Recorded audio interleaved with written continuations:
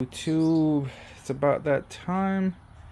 Going to go ahead and drop in the motor, long block transmission, into the Evo9. Already moved out the stuff out the way. I'm going to replace the torque or the back mount with the torque solution mounts that I have right here. I have the whole set. We have the engine mount, transmission mount, rear mount, and then I also have a STM lightweight cross member that I'm going to be using. So without further ado, let's get right to it.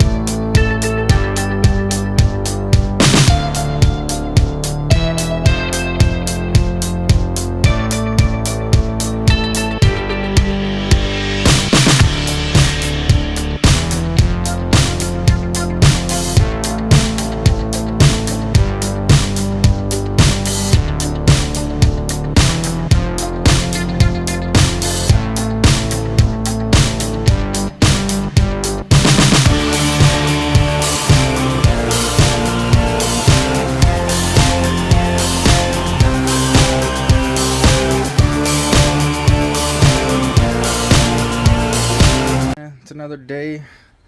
I pretty much stopped the video from last night. It was kind of late. It was, man, I think it was like 10 o'clock or something like that, 10:30. Mosquitoes were eating my legs up, but I have the motor in. For the most part, I was just struggling to get the T-case in. As you can see, it's resting there. I have the motor on the jack stand right now. but I had to get the T case mounted. It's hard to do it with one person. Basically, you got to move the T case over while you lower the motor down, and what it was doing, it was binding up and whatnot. So I stopped the video, had to keep getting back under there, trying to move it around, this and that. So I do have it in now. I basically have that mount in too, which I don't like to do. It just was on that. I was on the way I could have the motor up and get it in position to put the T case in, but it's not bolted in there. So if I have to move it out or whatever forward, which I'm probably gonna have to, but right now I'm gonna put the T case, bolt it onto the transmission, and then next I'm gonna put the engine mount on. I already have this one tightened down, the transmission mount.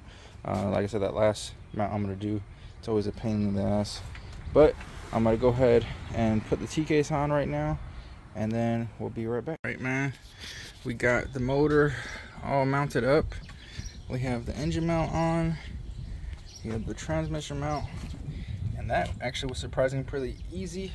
I might actually have to loosen it to get the cross member on, but I'm gonna do that probably last or after I do the bottom stuff. But yeah, we're gonna go ahead and move forward, start to put everything else on, you know, all the components and whatnot, and then start doing the harness. I don't know how far I'll get, but it normally goes pretty quick, but like I said, I did change a lot of things, so we'll see how it goes.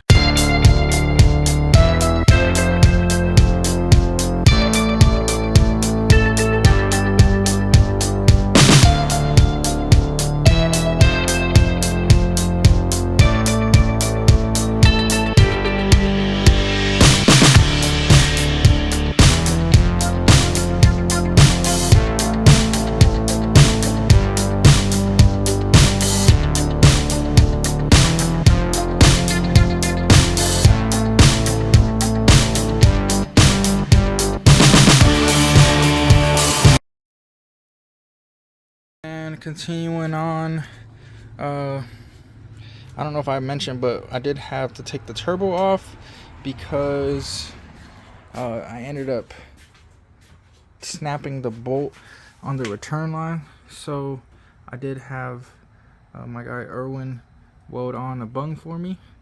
I am gonna have to either grind this off or take it off and put the return line on first, and then install it on the car like that with it, because it does hit right here. I don't know if I have this is kind of bad thing, but as you can see, it's a really tight fit. You can't turn it.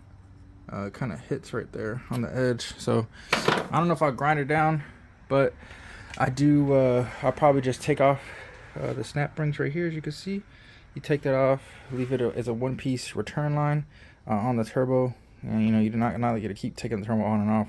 And it's pretty easy to take it off anyways, but that's what I'm gonna do. And I have something mock fitted up right here. This is an old line I had laying around, but going ahead, and once I put the turbo on, we'll see how that goes and go from there. But other than that, so that was one of the main holdups on this past weekend. But I do have the harness pretty much ran. As you can see, I have the cam angle sensors on there. Pretty much have all these harnesses right here. Right now I was just messing with routing the injector wires, or connectors I should say. So I have number one right here. It's kind of hard to see. Yeah, you see this broken. I think the other one's broken too, but this is like that. It still clips on. The clip's still on there, so I'm gonna run that on there for now. I'll fix it later. But this one will go to here, which I do have it, like I said, how to have it routed underneath.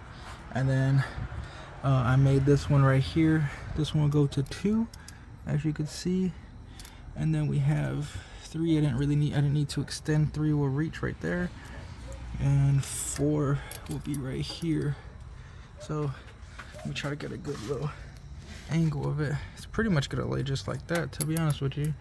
I'll probably get a little zip tie them up or something like that. It'll lay just like that for the most part.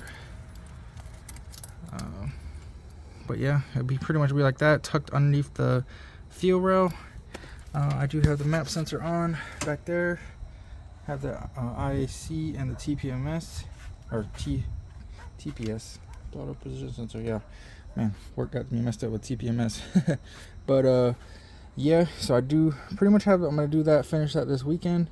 I forgot what I was waiting on to put that on there. Oh, I'm waiting for the snap ring tool because I don't think I had one for that size. So that hopefully will be here the next day or two. Then I'll go ahead and finish this all up for the most part. And shoot, man, depending if I get the stuff from powder coating back, I'll have to put the valve cover on, wastegate, blow off valve, and I think that was it. There was something, I think there was something else, I don't remember. Oh, and we also obviously got the calipers. But man, if I had the valve cover and all that stuff, I honestly could probably start it this weekend. But that's gonna be it for right now, and we'll do another video once we get it all put together.